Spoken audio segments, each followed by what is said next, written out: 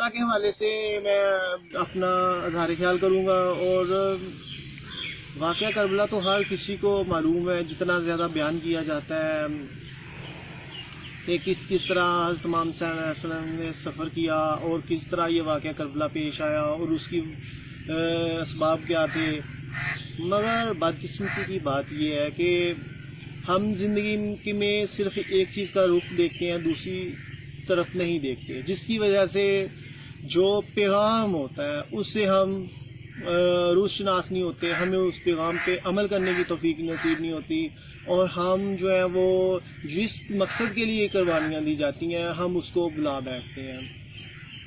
میں نے پچھلی اپنی ویڈیو میں بیان کیا کہ قرآن کا کیا حکم تھا۔ حضرت امام صلی اللہ علیہ وسلم نے قرآن کے حکم کے مطابق عمل پیرا کرتے ہوئے یزید کی بیعت کرنے سے انکار کر دیا، اور یہی قرآن کا حکم ہے کہ نیکی کے کاموں میں تعاون کرو اور برائی سے پرے ہو جاؤ۔ یزید چونکہ غلط قسم کی صفات کا مالک تھا، اور وہ سلطنت جس کی تقویم کے لیے تمام انبیاء علیہ السلام آئے اسلام کا پرچار کرنے کے لیے، نبی آخر الزمان حضرت محمد صلی اللہ علیہ وسلم کی تشریف آوری ہوئی، آپ سرکار صلی اللہ علیہ وسلم نے جس طرح کے ماحول میں تبلیغ دین فرمائی اور اتنے کٹھن اور مشکل مراحل میں دین کا فریضہ سر انجام دیا، اور لوگوں کے دلوں میں قلوب میں اصلاح قلب کر کے ان کو استقامت دین کا درس دیا، اور جس طرح صحابہ کرام رضوان اللہ اجمعین نے جنگیں لڑی اور پوری دنیا میں اسلام کا پیغام پھیلنے جا رہا تھا اور پھیل گیا،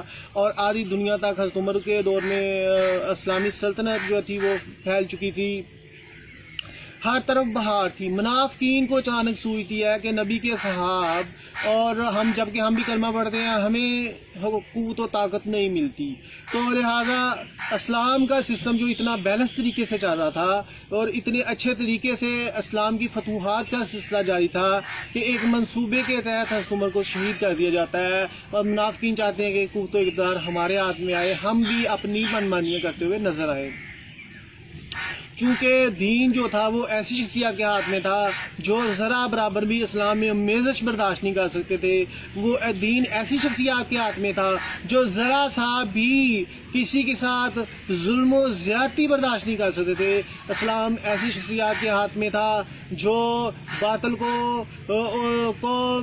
بچھاڑنا جانتے تھے، جو اسلام کا پرچم لہرانا جانتے تھے، جو مظلوموں کی مدد کرنا جانتے تھے، جو لوگوں کی تسکین قلب کا باعث بنتے تھے، اور جہاں پہ ایک مثالی معاشرہ قائم کرنا وہ جانتے تھے، اور توحید کا پرچار کرنا جانتے تھے، اور جہاں ہر طرف بہار ہو، جہاں ظلم و زیادتیاں نہ ہو، ہر کوئی جو بد اخلاق انسان ہے وہ خود کو قانون کے کٹہرے میں کھڑا تصور کرے اور اپنے آپ کی سزا کو دیکھے کہ وہ نشانی عبرت بن جائے کہ اس نے قانون کو ہاتھ میں لے کے معاشرے کے امن کو داؤں میں لگا دیا، اس نے معاشرے کے اصول و ضوابط اور قانون کو چیلنج کیا، خدا کے نظام کو چیلنج کر دیا۔ اب وہ عبرت کا نشان بنا دیا جائے گا تاکہ معاشرے میں مزید کسی کو اپنی منمانی کرنے کا موقع نہ ملے، اور معاشرے میں جو ایک اتنی قربانیوں کے بعد یہ جو نظام پیدا کیا گیا ہے، قائم کیا گیا ہے، اس کو کسی کو چیلنج کرنے کا موقع نہ ملے۔ بدقسمتی کی بات مسلمہ کے لیے حضرت عمر شہید کر دیے گئے، اسی طرح منافقین نے حضرت عثمان کا عشق کو شہید کر دیا، حضرت علی کو شہید کر دیا۔ اب یزید کے پیروں سب وہ منافقین چلے گئے جو چاہتے تھے کہ اسلامی سلطنت کو کیسے اس میں امیزش کی جائے، منمانیاں کی جائے، مذہب میں من چاہی تبلیغ کی جائے، مذہب کو بگاڑ دیا جائے، معاشرے کا نظام بگاڑ دیا جائے۔ تو ایسے میں یزید جو جس کی تربیت سے عاری تھا، جو شیطانی قوتوں کا مالک تھا، جس کی پرسنالٹی ڈبل مائنڈڈ نظر آتی ہے، منافقت نظر آتی ہے، جس کی پرسنالٹی میں استحکام نظر نہیں آتا، جس نے ساری زندگی شکار کھیلنے میں گزار دی ہو، جس نے ساری زندگی اسلام سے رائے فرار حاصل کرنے کے لیے گزار رہا تھا، جب اس کو اقتدار ملتا ہے تو اس نے پھر اپنی من چاہی سلطنت کو قائم کرنے کی ٹھان لی۔ اور ایسے میں حضرت امام حسین علیہ السلام کے لیے، امام حسین رضی اللہ عنہ کے لیے یہ چیز ناگوار تھی کہ آپ سرکار ایسی شخصیت کے ہاتھ بیعت کرتے جو اخلاق و کردار سے عاری تھا، جو اسلامی بظاہر اسلامی حکمران اپنے آپ کو کہلواتا تھا، مگر حقیقت میں اس کے جو دل میں جو خواہشات تھیں وہ شیطان کی پیروی میں خوشی اور اطمینان قلب حاصل کرتی تھی۔ ایسے میں برگزیدہ شخصیات جنہوں نے ہمیشہ حق کا پرچار کرنے کی تلواریں اٹھائی ہوں، جنہوں نے ہمیشہ معاشرے میں ظلم و زیادتی کا خاتمہ کیا ہو، یہ کیسے ممکن ہو سکتا تھا کہ امام ایسے شخص کے ہاتھ میں بیعت کر لیتے؟ اسی لیے یہ تمام چیزیں آئیں۔ اب فکر اقبال کے حوالے سے میں بیان کروں گا کہ آج کا مسلمان کدھر کھڑا ہے، اور علامہ اقبال کیسے بیان کرتے ہیں کہ امام صلی اللہ علیہ وسلم کا سچا پیروکار کون ہے۔ اور ہم نے اس واقعہ کربلا سے کیا درس سیکھا؟ واقعہ کربلا سے ہم نے یہ درس سیکھا کہ کبھی بھی ہمیں نیگیٹو بندے کو سپورٹ نہیں کرنا۔ پہلے تو بات ہے اپنی اصلاح قلب کرواؤ، ایز اے مسلمان اخلاق و کردار کے اعلیٰ مقام پہ فائز ہو جاؤ۔ اس کے بعد اپنے دل میں بگاڑ پیدا نہیں کرنا، برے کاموں سے پرے لینا ہے، اور شیطان صفت لوگوں کی نفی کرنی ہے، حوصلہ شکنی کرنی ہے، تاکہ وہ معاشرے میں اپنا تسلط جمانا کر سکے۔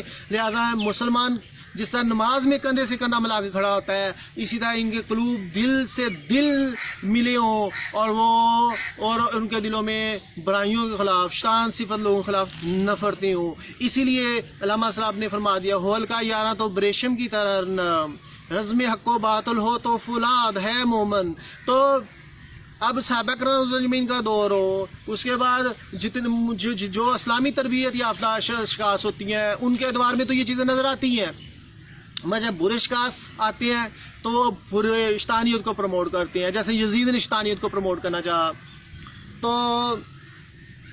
علامہ اقبال کے حوالے سے بیان، اب جو میں نے پہلے کہا نیگیٹو بندے کی جاگیرداری نہیں ہونی چاہیے، ٹھیک ہے، اس کو کنڈیم کرو اور مسلمان اپنی اصلاح قلب کروائیں۔ اور دوسری بات، جب آپ کی اصلاح قلب ہوئی ہو اور پھر نیگیٹیوٹی پروان چڑھ رہی ہو یا ظلم و زیادتی ہو، آپ کا کام ہے جہاد کرنا۔ جو جہاد نہیں کرتا، اور آپ کو پتہ ہے جہاد نہ کرنے والا جو ہوتا ہے یا میدان عمل سے بھاگنے والا شخصیت جو ہوتی ہے اس کی توبہ قبول نہیں کی جاتی، وہ ایمان سے خالی تصور کیا جاتا ہے۔ یہی وجہ ہے کہ اسلام ہمیں پل پل کہتا ہے اپنا محاسبہ کرو، کیا تم غلط تو نہیں ہو، کیا اگر تم غلط ہو تو پھر اپنے آپ کو قانون کے سامنے جواب دہ تصور کرو، قانون آپ کو سزا دے، پھر راہ راست پہ آؤ۔ اگر وہ بھی چیزیں ٹھیک ہیں تو پھر اپنا روز محاسبہ کرو، تاکہ مزید خرابی کی طرف نہ جاؤ اور برائی کا ساتھ نہ دو اور سچائی کے ساتھ ہو۔ جو کیا ہمارے معاشرے میں ایسا ہے؟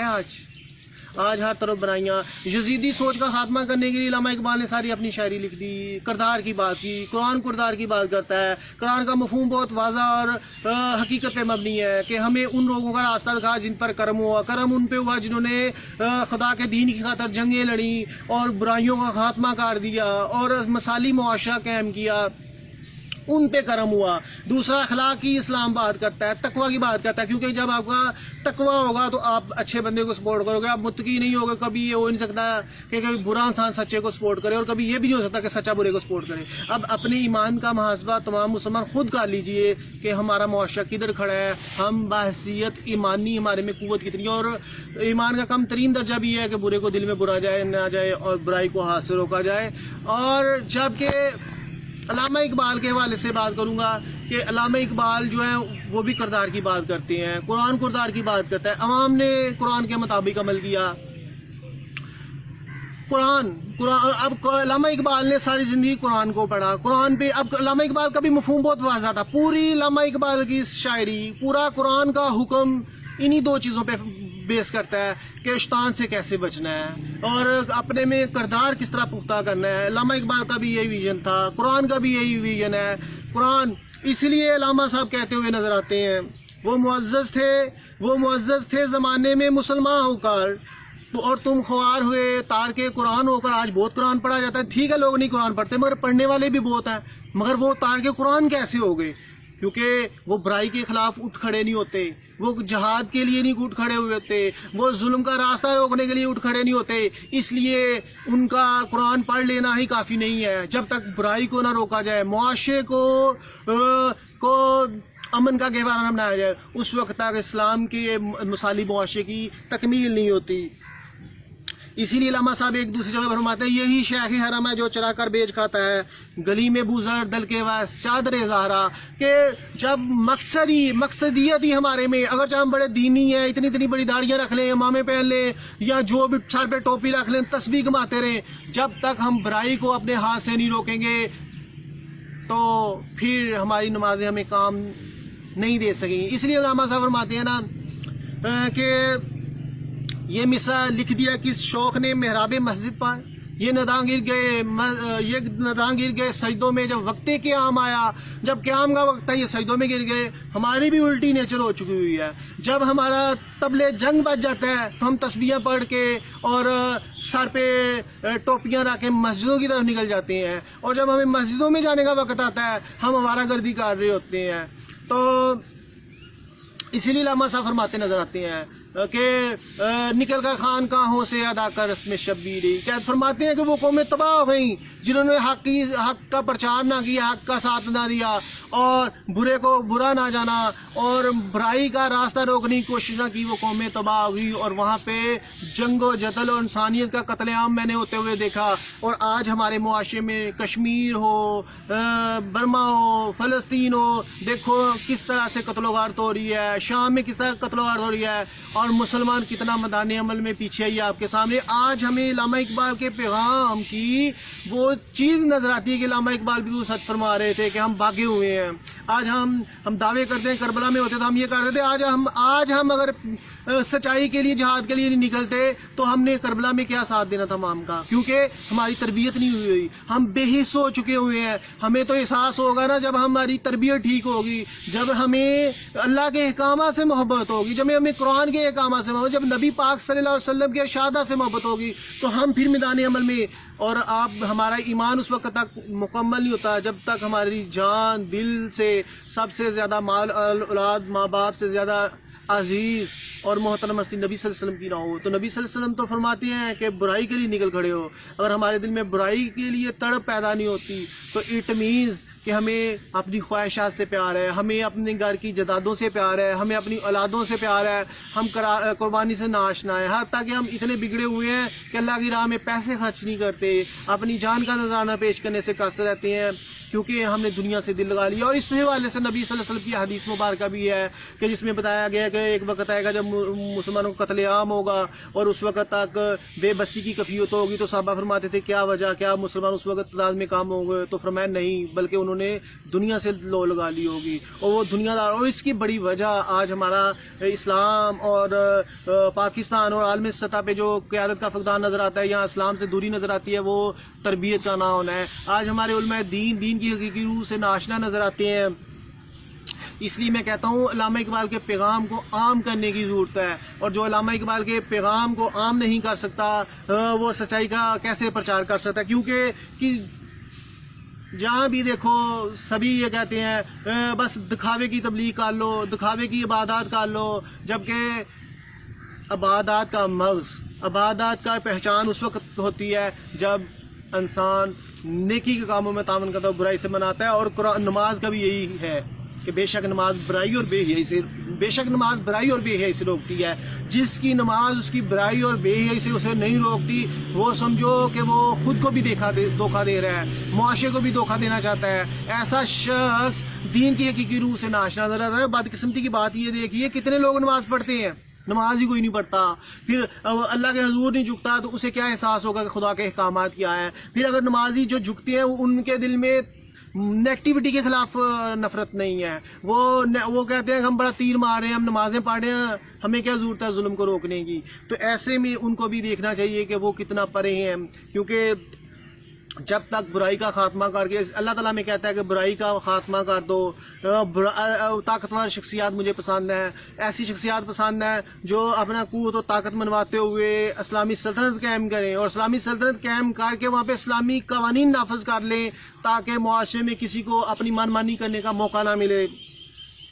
तो अल्लामा साहब फरमा रहे हैं, दिल मुसलमान मेरा ना तेरा, तू भी नमाजी मैं भी नमाजी, तू भी नमाजें पढ़ता है मैं भी नमाजें पढ़ता हूँ। तो अपनी इशारतन फरमा दिया कि क्योंकि बुराई के खिलाफ तड़प नहीं है, حق کے لیے ڈٹنے کا نہیں ہے، قربانی دینے کا جذبہ نہیں ہے، مال خرچنے کا جذبہ نہیں ہے، تو ایسے میں اپنے ایمان کی کفیت تو ادھر سے ڈھونڈنا، کیونکہ برائی اور ایمان سے ٹکرانا، برائی کے خلاف ٹکرانا اور ایمان کی قوت ساتھ لے کے چلنے کا نام ہی دین ہے، ہمارا اسلام ہے۔ خالی کلمہ پڑھنے زبان سے کہہ بھی دیا لا الہ الا اللہ تو کیا اثر، دل و نگاہ مسلمان نہیں تو کچھ بھی نہیں، خالی زبان سے لا الہ الا اللہ کہہ دینا، تیرا امام بے حضور، تیری نماز بے سرور، ایسے نماز سے گزر، ایسے امام سے گزر۔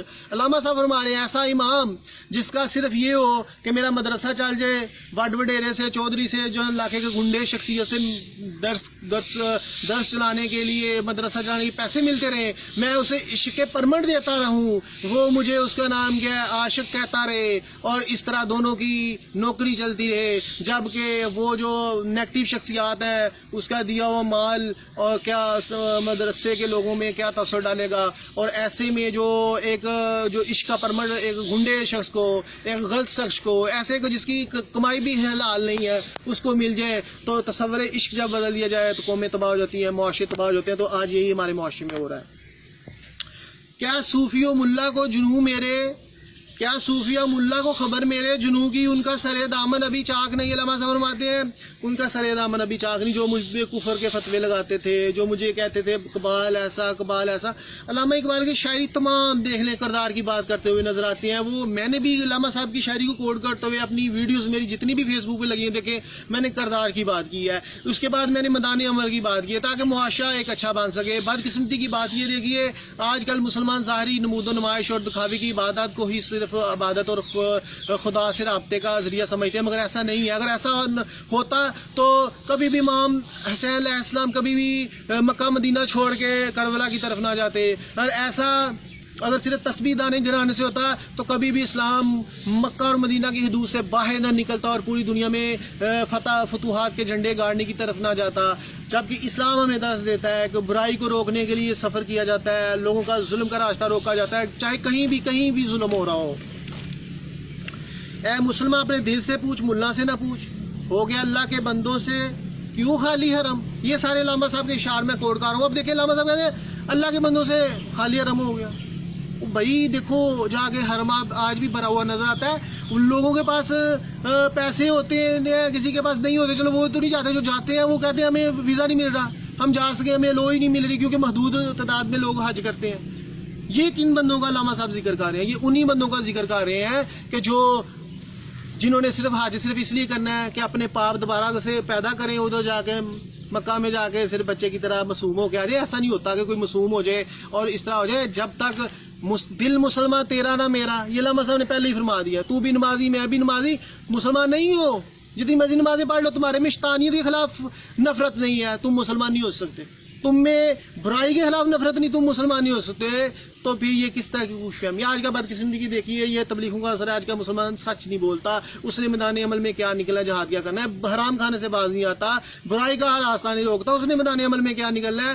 تو تربیت جو ہوتی ہے نا وہی پھر انسان کو بہترین محاذ پہ لے کے جاتی ہے۔ تو ایک انسان کی پریکٹس ہی غلط ہے، وہ کیسے جہاد کر پائے گا؟ تو اسی لیے علامہ صاحب فرما رہے ہیں کہ وہ مرد مسلمان بھی تھے، ابو بکر و عمر عثمان و حیدر بھی تھے جن کے لشکر جاتے تھے اور پوری دنیا میں اور جہاں پہ بھی ظلم ہوتا تھا ادھر جا کے ان کی باطل قوتوں سے ٹکراتے تھے، وہ مسلمان تھے، ان کا دل تھا جو راتوں کو روتے تھے اور راتوں کو گلی محلوں میں پھر کے رائے کے حوال جانتے تھے، پوری دنیا کے حوال جانتے تھے، اتنا اس وقت کمیونیکیشن سسٹم نہ ہونے کے باوجود ان کا جو حساب کتاب تھا وہ سب کے سامنے ہے، ان کی مثالی معاشرے میں جو تشکیل دیے، جو ان کا انتظامی امور جس طرح سر انجام دیے، اور جس طرح ایک فاتح کی صورت میں ایک مجاہد کی صورت میں جو نظر آتی ہیں وہ شخصیات، وہ ان کی زندگی پڑھ کے تو دیکھو، تربیت آپ سرکار صلی اللہ علیہ وسلم کی ہوئی ہے۔ وہ لوگ اتنے برگزیدہ تھے کہ اور اتنے متقی تھے کہ ان کو وہ اللہ تعالیٰ کی طرف سے ان کو احکامات ملتے تھے، کیونکہ اللہ تعالیٰ آج اولیاء اعظام جو ہیں وہ جب جاتے ہیں میدان عمل میں نکلتے ہیں اور غیب کی باتیں بتاتے ہیں تو وہ بھی تو اتنی عظیم شخصیات تھی، وہ تو ان سے بھی بڑھ کے تھے۔ تو ایسے میں جب سارے اپنے ضمیر فروش ہو جائیں گے تو صدائے حق کون لگائے گا؟ آج عشق جو ہے نا صرف داموں تک محدود رہ گیا، آج حقیقت دین تو دور کی بات، آج گھر میں امن نہیں رہ چکا، میاں بیوی کی لڑائی، لوز قتل و غارت، بیوی کو مار دیا، شوہر کو مار دیا، بیوی آشنا سے بھاگ گئی، شوہر آشنا سے بھاگ گیا، کورٹ میرج ہو گئی، بس ہمارے معاشرے میں بچوں کے ساتھ ریپ. یہ ہے آپ کا ایمانی تقاضا، یہ ہے آپ کا تبلیغ، یہ ہے آپ کی اس کا نام ہے فکر، یہ ہے آج کے پوری مسلم امہ کے علماء دین اور حکمرانی کی کارکردگی، کہ آج پوری دنیا میں مسلمانوں پہ ظلم ہوتا ہے، وہ ان کی آواز بلند نہیں ہو سکتی کہ وہ ظلم کا راستہ روک سکیں. یہ ہے علماء دین کی تبلیغ کہ چھوٹے چھوٹے بچوں سے ریپ ہو رہے ہیں، گھر میں نچاکیاں عام ہیں اور ان کی تبلیغ اتنی اطمینان قلب اور خدا سے لو نہیں لگا سکتی. لوگ خودکشیاں کر رہے ہیں، مسالم معاشرہ قائم نہیں ہو رہا، حکمران اپنی من مانی کرتے نظر آتی ہیں. علماء دین صرف اپنے مدارس چلانے کے لیے اور عشق کے پرمٹ دینے کے لیے رہ گئے ہیں، اور اپنے مدارس چلانے کے لیے حکمرانوں سے پیسے لیتے ہیں اور جو ہے وہ عشق کے پرمٹ دیتے ہیں ایسے لوگوں کو جنہوں نے کبھی دین کا پتہ بھی نہ ہو. اور ایسا آپ سے نہیں 70 سالوں سے ہو رہا ہے، اور 70 سالوں سے ملک پہ تجربے ہو رہے ہیں. اب کیا جا سکتا ہے؟ علامہ صاحب کی ایک نظم جس میں علامہ صاحب نے یہ حقائق بخوبی بیان کر دیے.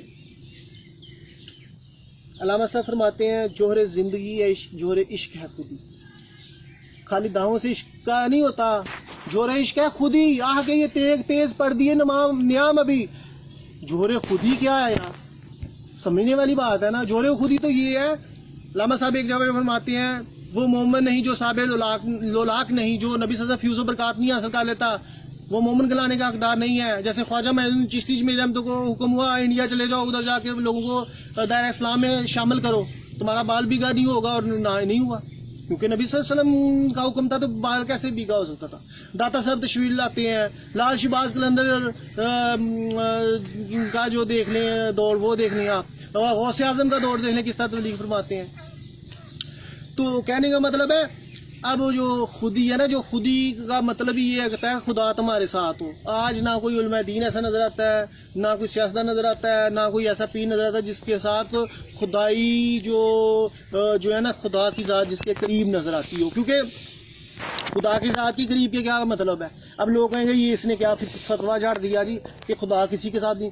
خدا کے ساتھ ہونے کا یہ مطلب ہے خدا کی رحمت کی بارش اس پہ مسلسل برس رہی ہو، اور خدا کو اس پہ بھروسہ اور وہ اس کو خدا پہ بھروسہ ہو. ایسا شخصیت ہو جو خدا کے احکامات کو سمجھنے والا ہو اور ان کے نفاذ کرنا جانتا ہو، ہر کسی کو انصاف دینا جانتا ہو. اور جو خدا خدا پھر اس کی جو احکامات وہ نافذ کرے اس میں برکت ڈال دے اور لوگ اس سے اطمینان قلب حاصل کریں اور معاشرہ امن کی گہوارہ بن جائے. ایسی شخصیات کا میں تقاضا کر رہا ہوں. تو علامہ صاحب فرماتے ہیں لالچی ہر طرف آ گئے. عقل ہے بے زمام، ابھی عشق ہے بے مقام. ابھی عشق تو بھی بے مقام ہے، خودی کا مقام تو بڑی دور. عشق کا بھی بے مقام نظر آتا ہے، بھٹکتا نظر آتا ہے. نقش غزل نقش تیرا ہے نا تمام. ابھی نقش جو عشق کے نقوش جو بتائے گئے، جو عشق کے میدان بتائے گئے، جو عشق کے متعلق احکامات نافذ کیے گئے، وہ تو بھی نامکمل ہے. اس پہ پیرامیٹر بھی عشق کے جو پیرامیٹر ہے اس پہ تو کوئی پورا ہی نہیں اترتا. تو خودی کے مقام پہ کون جائے گا جی؟ فرمائے کھل کے خدا کی گات میں رندیو فقیہو میرو پیر کوئی بھی نہیں چھوڑا. تیرے جہاں میں ہے وہی گردش صبح و شام. ابھی کہ تیرے جہاں میں سب لوٹ کھا رہے ہیں، چاہے کوئی مولوی ہو، چاہے کوئی سیاستدان ہو، چاہے کوئی پیر ہو، چاہے کوئی تھوڑی سی عقل سوجھ رکھنے والا ہو جو اپنے آپ کو ایکسٹرا. سب کا مقصد یہ ہے کہ اپنی پیٹ کو خوب پال لینا. اخلاق یہ نہیں ہے کہ آپ اس کا نام کیا ہے خدا کے احکامات کو چھوڑتے ہوئے اپنے مطلب کے تحت کسی کے سامنے میاں مٹھو بن جاؤ، اچھے طریقے سے پیش آ جاؤ، اپنا مطلب نکال لیا تو چلو جی اب دوسرے کو لوٹ لو، تیسرے کو لوٹ لو. یا تمام شیطان لوگ ہوتے ہیں ان میں بڑی محبت ہوتی ہے کیونکہ ان کا مقصد ایک ہوتا ہے، مقصد یاد ایک ہوتا ہے. تمام رحمانی مندے ہلکا یاراں تو ریشم کی طرح نرم، ان میں آپس میں بڑی محبت ہوتی ہے کیونکہ ان کا نصب و لعین زندگی کا مقصد ایک ہے. اور جن کا مقصد ایک ہوتا ہے وہ اکٹھے ہوتے ہیں. شیطانوں کے ساتھ ہوتے ہیں، رحمانی بندے رحمانوں کے ساتھ ہوتے ہیں. آج جو منافق ہیں وہ منافقوں کے ساتھ ہوتے ہیں. آج دیکھیں اپنے کردار کا محاسبہ کریں، کیا ہم سچ بولتے ہیں؟ کیا ہم نماز پڑھتے ہیں؟ کیا ہم برائی کا راستہ روکتے ہیں؟ کیا ہم حرام سے بچتے ہیں؟ کیا ہم برے انسان کو سپورٹ تو نہیں کر رہے؟ آپ اور یزید کی ڈیفینیشن یہ تھی کہ وہ منافق تھا اور بظاہر اسلام کا لبادہ اڑا ہوا تھا اور حقیقت میں وہ اسلام کے خلاف چلتا تھا. مسلمان کی ڈیفینیشن یہ ہے کہ جس کی زبان اور ہاتھ سے دوسرا محفوظ رہے. کہ ہم کتنی معاشرے کی اصلاح کر رہے ہیں، کیا ہمارے سے زبان سے کسی کو اذیت تو نہیں پہنچ رہی؟ برے انسان کو اذیت پہنچتی ہے پہنچے. ایک انسان معاشرے میں ظلم و زیادتیاں کر رہا ہے, ہم اس کو ظالم کہیں تو بہتر ہے اس کا ہاتھ سے محاسبہ کریں, ہاتھ روک کے, تو یہ ٹھیک ہے. مگر یہ کہ ہم اچھے انسان کو اور کو ہم جو ہے تکلیف نہ پہنچائیں, اس کا یہ مطلب ہے. یہ نہیں کہ ہم بروں کو بھی پروموٹ کرتے رہیں. تو ایسے میں ہم دیکھیں کہ ہم ہماری ایمان کا تقاضا کہ ہم ایمان کے کس درجے پہ فائز ہیں. عبادات جو ہے, عبادات کا مغز ہی یہ ہے کہ ہمارے میں دل میں احساس پیدا ہو اور برائی کے خلاف نفرت پیدا ہو. اگر ہمارے دل میں یہ چیزیں نہیں ہیں تو ہم سمجھے اپنے نفس کی پوجا کر رہے ہیں, کہ اپنے آپ کو دھوکہ دے رہے ہیں. ہاں عبادت کر لی, ہم برائیاں بھی مار لی جائز ہوگی. بعض لوگوں کا کنسیپٹ یہ بھی ہوتا ہے برائیاں کر لی, نمازیں پڑھ لی, برائیاں کرنی بھی ہمارے لیے جائز ہے, ہم برائیاں بھی کر لیں کوئی نہیں, ہمیں یہ اس طرح نا ہمارا جو گناہ جھٹ جائیں گے اور ہم بخش دیے جائیں گے. یہ من گھڑت ہے. ابھی ایک مولوی صاحب بتا رہے تھے, میں سن رہا تھا, میں مختلف ویڈیو سنی کربلا کے حوالے سے اور یہ وہ, تو میں چاہ رہا تھا تھوڑی سی ہٹ کے میں بیان کروں کربلا کا درس جو ہے نا, جو کیونکہ علامہ صاحب نے بھی درس دیا ہے, قرآن بھی ہمیں درس دیتا ہے, اور اسی طرح محمد صلی اللہ علیہ وسلم کا بھی درس یہی تھا کہ معاشرے کو روکا جائے. اور آج دیکھا جائے تو معاشرے میں برائیوں کا تسلط زیادہ ہے, اٹ مینز یزیدی سوچ زیادہ ہے. تو ہم کدھر کھڑے ہیں؟ کیا کوفہ والے تو نہیں ہم امام کو صحیح کہتے ہیں جبکہ پریکٹیکلی ہم شیطانی کاموں پہ چلے ہوئے ہیں. تو کیا it means we are wrong? ہم کیا غلط تو نہیں ہیں؟ اوور آل ہمیں اپنے ایمان کا محاسبہ کرنا چاہیے. ایک مولوی کا میں پڑھ رہا تھا, سن رہا تھا, بہت سارے میں علامہ صاحب فرماتے ہیں وہی ہے امام, وہی چلو میں بعد میں شیئر سناتا ہوں. تو وہ اس کا میں سن رہا تھا, وہ کہہ رہا تھا کہ جناب فاطمہ الزہرا رضی اللہ تعالیٰ عنہا جب قیامت والے دن آئیں گی نا, تو اپنے بچوں کے بدلے کا تقاضا کریں گی نبی پاک اللہ تعالیٰ کی بارگاہ سے. تو پھر بعد میں وہ فرمائیں گی کہ جو ہے نا میری نبی صلی اللہ علیہ وسلم کے امت کے امتیوں کو بخش دو. ٹھیک ہے, تو وہ کہنے کا مطلب ہے وہ یہ کہنا چاہ رہا تھا کہ اب حضرت فاطمہ الزہرا رضی اللہ عنہا نے ہم سب کو بخشوا دینا ہے, تو لہٰذا امت مسلم بخشی جائے گی. علامہ صاحب اس امت کے متعلق جو نقائص گنوائے میں نے وہ بتا دی. ابھی میں نے پورا نہیں بتوایا, ویڈیو بہت لمبی ہو جائے گی. ٹھیک ہے, امام سے علیہ السلام کے ساتھ جن کی جنگ ہوئی وہ خواہش نفس کا شکار اسلامی تعلیمات سے پرے. ٹھیک ہے, تو کیا ایسے نام کے مسلمان بخش دیے جائیں گے حضرت فاطمہ کی زبان دعا سے, یا ان کی آپ کی دعا ان کے لیے ہوگی جو منافق لوگ ہوں گے, جو دین پہ عمل نہیں کرنے والے ہوں گے, جو منافقت دین میں ساری زندگی عمل نہیں کیا یا دین میں منافقت اختیار کی کیا, ان کے لیے وہ دعا کریں گے؟ کبھی بھی نہیں. وہ دعا ان کے لیے ہوگی جو سچے دل سے دین پہ عمل کرتے ہوں گے. ان کے لیے دعا ہوگی کہ اگر اللہ پاک ان کی عبادات میں تھوڑی سی لرزش رہ گئی ہے, کمی رہ گئی, کوتاہی رہ گئی, تو وہ ان کو بخش دے. یہ نہیں ہوگا کہ منافق بھی بخش دیے جائیں گے, برے بھی بخش دیے جائیں گے, ساری زندگی جنہوں نے زنا میں گزار دی بخش دیے جائیں گے, جنہوں نے ساری زندگی قتل و غارت کروائی, کیونکہ اسلام کے احکامات اس کے خلاف ہے. اسلام کہتا ہے کہ قتل و غارت کرنے والا نہیں بخشا جائے گا, والدین کا نافرمان نہیں بخشے گا. ہاں اگر والدین حق پہ ہوں تو, اگر والدین نافرمان ہو, اسلام سے پرے ہو, تو ان کی نافرمانی کوئی نافرمانی نہیں. وہ اگر وہ ایک بچے کو منع کرتے ہیں کہ تم سچائی سے باز آ جاؤ, تو وہ کہتا ہے میں سچائی پہ رہوں گا, تو ایسے میں وہ بچہ نافرمان نہیں ہے. تو لہٰذا حرام کھانے والوں کے متعلق جو اسلام کے احکامات ہیں, ملاوٹ کرنے والا ہم میں سے نہیں, رشوت لینے دینے والا ہم میں سے نہیں, ملاوٹ اس طرح ساری دوست کی ہے, رشوت لینے والا دینے والا دونوں جنمی ہے, تو ایسے میں ان کی کیسے بخشش ہوگی بھائی؟ آپ ہمارے اور اس طرح نبی صلی اللہ علیہ وسلم کی شفاعت بھی ہے ان لوگوں کی ہوگی جنہوں نے دین پہ خلوص سے, اللہ تعالیٰ نشتوں کو دیکھتا ہے, تو نشتیں جن کی صاف ہوں گی, جن کے دل شیطانی بھی ہو رحمانی بھی ہو, ایسا نہیں ہوتا کہ ان کی بخشش ہو جائے, ڈبل مائنڈڈ شخصیات کی بخشش ہو جائے. تو یہ ان کے لیے ہوں گی جو جن کے لیے تھوڑی تھوڑی قطائیاں ہوں گی اور چھوٹی چھوٹی اور کچھ سستیاں ہوں گی. تو وہ یہ نہیں کہ انسان برائیاں مسلسل کر رہا ہے. قرآن کیا کہتا ہے؟ حضرت شیخ عبد القادر جیلانی فرما رہے ہیں کہ پردے جن کے آنکھوں میں پڑتے ہیں, عقل جن کی سوجھ بوجھ ختم ہو جاتی ہے دین کے بارے سے, وہ کن کی ہوتی ہے؟ انہی کی ہوتی ہے جنہوں نے دین کو اہمیت نہیں دی ہوتی, خدا کے احکامات سے نظر چرائی ہوتی ہے. پھر اللہ تعالیٰ کہتا ہے جا تو جھوٹ بولتا رہا, تو منافقت کرتا رہا, تو معاشرے میں برائیاں پھیلاتا رہا, معاشرے میں فساد پھیلاتا رہا, جا تیرے سے میں نے ہدایت چھین لی ہے, اب تیری بخشش نہیں ہوگی. جس طرح میدان جنگ میں بھاگنے والے کی بخشش نہیں ہوگی, تیری بخشش نہیں ہوگی, کیونکہ میں نے تجھے ہدایت سے پرے کر دیا, تو نے اس پہ عمل نہ کرنے کی وجہ سے. تو ایسے بندے کی بخشش کیسے ہو جائے گی؟ تو جس کو احساس کچھ بھی تم میں پیغام محمد کا احساس نہیں, علامہ صاحب فرماتے ہیں. تو آج دیکھ لیں ہم مسلمان بحیثیت مسلمان, ایز اے حکمران, ایز اے مسلمان, ایز اے علماء دین کی طرح جہاد کر. آج میں نے وہ سن رہا تھا, کہتے کہ نوز باللہ میں حیران رہ گیا سن کے جی، اولیاء صاحب معصوم نہیں ہوتے، صحابہ معصوم نہیں ہے، نعوذ باللہ، اہل بیت معصوم نہیں کسی نے کہہ دیا. میں نے کہا سب معصوم ہے. ہر وہ بندہ جس پہ خدا کی کرامات کا ظہور ہوتا ہے وہ اولیاء اعظام پہ. اگر داتا صاحب معصوم نہیں تو خدا کی کرامتیں کیوں برس رہی ہیں جی؟ معصوم ہے تو خدا کی کرامات برس رہی ہیں نا. اللہ نبی صلی اللہ علیہ وسلم کی حدیث مبارک ہے کہ پہلے انبیاء کی مثل ہوں گے میری امتی، کہ ان پہ خدا کی رحمتیں برسیں گی اور اللہ تعالیٰ ان کو حکم دے گا تم برائی سے روکو اور لوگوں کے دلوں کی قلوب کی اصلاح کرو اور ان کو برائی سے روکو اور نیکی کی طرف لے کے، اور وہ پھر آگے یہ مشن کو پھیلائیں کہ برائی کو روکیں اور لوگوں کے قلب و قلوب کی اصلاح کرتے ہوئے معاشرے میں ایک مثالی معاشرہ قائم کرے اور تو تکرار کا جو سسٹم ہے وہ ختم ہو جائے. تو اولیاء اعظام پہ جب کرامات نظر آتی ہیں اور داتا صاحب نے خانہ کعبہ ادھر دکھا دیا تو وہ معصوم تھے تو دکھایا تھا نا. اگر معصوم نہ ہوتے تو وہ کیسے دکھا سکتے تھے؟ تو یہ کہنا ہے جی پھر اس کا مطلب یہ ہے کہ خدا کی کیا رحمتیں برسنا بند ہو گئی ہیں اپنے بندوں پہ. یہی لوگ ہیں جو معاشرے میں ولیوں کی کرامات کو بھی کنڈیم اس طرح تو کر رہے ہیں نا کہ خدا کی کہتے ہیں کہ کرامات برسنا بند ہو گئی ہیں. کرامات تو برس رہی ہیں اللہ تعالیٰ کی، اور وہ برائی سے بھی روکتے ہیں، برائی کو بھی وہ ناپسند کرتے ہیں. کیا ظلم کا راستہ رک گیا؟ کیا شیطانیت ختم ہوگی؟ کیا اب رحمان کے بندے نہیں آئیں گے کہ جن پہ اللہ کی رحمتیں اور نازل ہوں گے اور وہ معصوم نہیں ہوں گے؟ شیطانیت تو مسلسل چل رہی ہے اور شیطانیت تو دیکھ لو روز قتل و غارت کروا رہی ہے. تو آج کیا رحمان اپنے ان بندوں کو، معصوم بندوں کو پیدا نہیں، جو پہلے معصوم بندوں کو پیدا کر سکتا، کیا اب نہیں معصوم بندے پیدا کر سکتا؟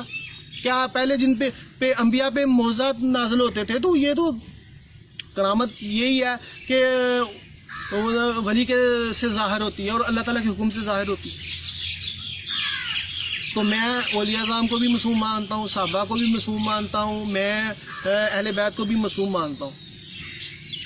ہم اللہ تعالیٰ کی رحمتوں کی نفی نہیں کر سکتے. جو وہ کام کر کے، صحابہ کر کے، اہل بیت کر کے، نبی کر کے، ہم تو سوچ بھی نہیں سکتے. ہم کون ہوتے ہیں اتنے بڑے فتوے لگانے والے؟ آج جو بڑے چیمپئن بنتے ہیں اس طرح کے فتوے لگاتے ہیں، دیکھیں کتنا کہ جہاد وہ کر رہے ہیں، کتنا کہ وہ دین میں امن پیدا کر رہے ہیں، کتنا کہ وہ منفی باتوں کی ہاتھ سے روک رہے ہیں. آج صرف دعوے رہ گئے.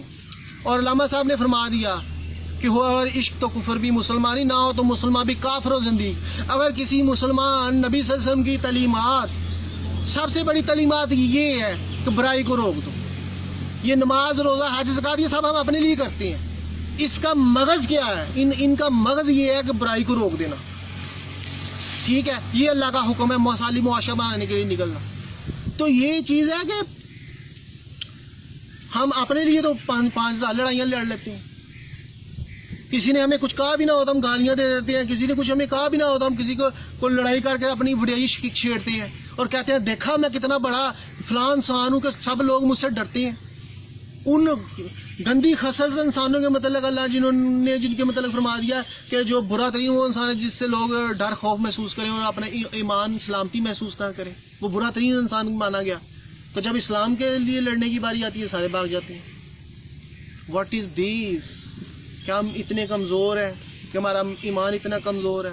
ہمیں خود اپنے ایمان کا محاسبہ کرنا چاہیے تاکہ معاشرے میں ایک اسلامی سلطنت پروموٹ ہو. ایسی اسلامی سلطنت جس میں، میں یہ نہیں کہہ رہا اسلامی قوانین ابھی تو کسی کو اسلام کی سمجھ نہیں آ رہی. اسلامی قوانین کس نے نافذ کرنے ہیں بھائی؟ پہلے اسلام تو سمجھ لو. ابھی تو لڑائیاں جھگڑی میں دیکھ رہا ہوں. بے معنی عشق کے پرمٹ دیتے ہیں، عشق عمل ہمارا ہے نہیں، عشق کے پرمٹ مل رہے ہیں چاہے کسی والے سے بھی ہو. اس لیے میں کہتا تھا نعت بہت اچھی چیز ہے مگر کردار کی نعت بھی ضروری ہے. جس دور میں کردار کی نعت ضروری ہو